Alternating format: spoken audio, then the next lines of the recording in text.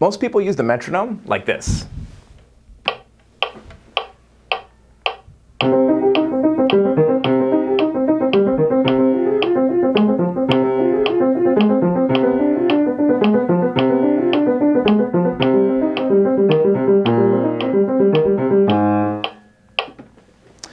Now the problem with this is that as soon as you turn the metronome off, all of your problems with steadiness are still there. So in essence, it's a bit of a crutch. It might help you highlight some places that are infamous for speeding up or slowing down, but it's not really something that's going to build up your skill of staying steady with whatever piece of music you're working on.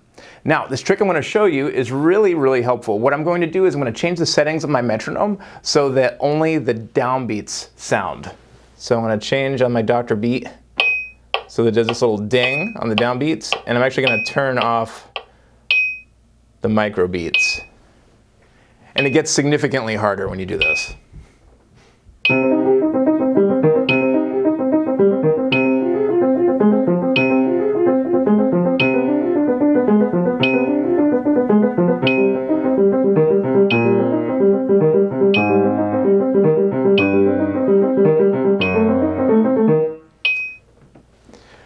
As you could probably hear, I wasn't quite exactly with it that time, but if I practice like that, that will help me keep that internally steady beat. Once you have that down, you can expand it even further and try having it click on the downbeat of every fourth measure. For that, you'll probably have to do a little bit of math with your metronome because most of them will not go that slow. So for this one, I have had it on 110 for the quarter note, beating every other measure.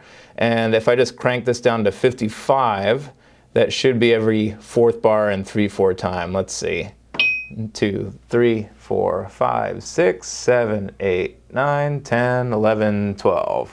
Okay, I think we're good. Let's give it a try.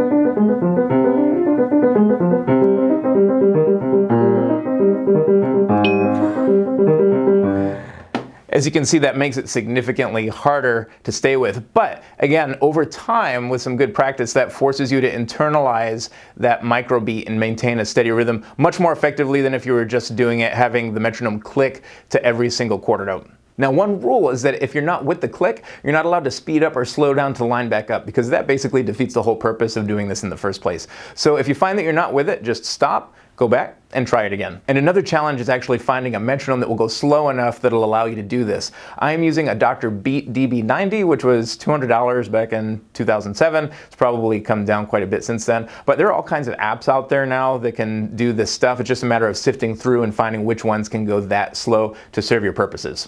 Thank you so much for watching, and I hope you found this helpful. Don't forget to hit that subscribe button below and the notification bell so that you're among the first to hear about new videos that we put out, helping you navigate this journey of piano learning. And I'll look forward to seeing you next time.